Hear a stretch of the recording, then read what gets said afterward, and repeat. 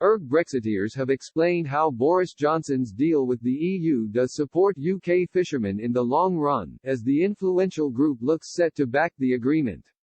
The European research group's Star Chamber has been advised by lawyers that Prime Minister Boris Johnson's deal does indeed restore the UK's sovereignty. In a significant show of support for the Prime Minister, Sir Bill Cash, who convened the group of Eurosceptic Tory MPs, will now advise members to back the government. A key sticking point prior to this development appeared to be on fishing rights, as outspoken Brexiteers such as Nigel Farage have been critical of Mr. Johnson for giving away too much in this area.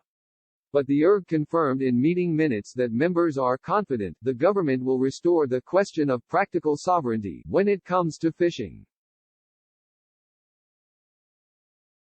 This is because Mr. Johnson's deal does pull the UK out of the much-despised common fisheries policy.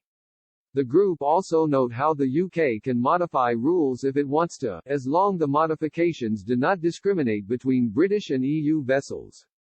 Finally, the ERG conclude that by 2026, the UK will have the legal right to take full control of its waters.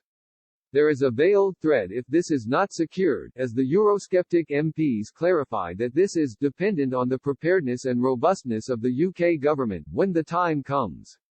In notes released by Tory MP Andrea Jenkins, the group's summary concludes, the agreement provides for continued access by EU vessels to UK waters, i.e. the UK's territorial waters and its exclusive economic zone, during a 5.5-year period up to mid-2026, during which EU vessels are to have defined, but progressively declining, shares of the total allowable catches of fish species as specified in the annexes.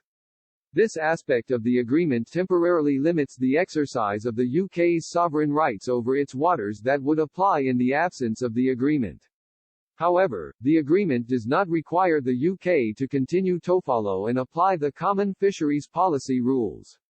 Furthermore, and importantly, the UK may modify the rules, e.g. to strengthen conservation, subject to the constraint that it may not discriminate between UK and EU vessels in the rules which it applies.